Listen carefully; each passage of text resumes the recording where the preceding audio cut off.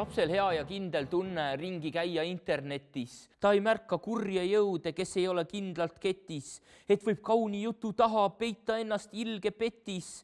Ta ei tea, et käies netis kõik ta andmed igaühe jaoks on letis. Sestap jälgi hoolsalt lapse interneti avastusi. Räägi talle, et on neidki, kellel kurje kavatsusi.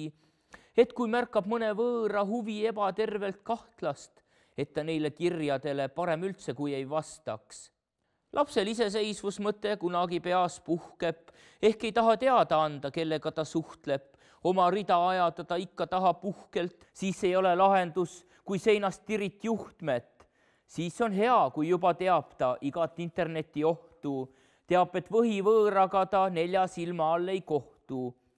Et ei laadida või alla mitte miskit imelikku, et ei laadida või üles miskit liiga isiklikku. Kui veel tahad olla kindlam, tea, et on programmid, mis kõik kahtlast sorti saidid ühte kokku kammib.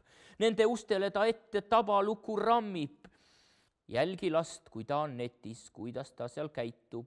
Et kui liialt närvilisust järsku üles näitab, ligemale ta maailma pilku tuleb heita. Hea, kui saaksid salvestada kahtlast sorti kirjad, ehk nii noppimata jäävad netipätil viljad.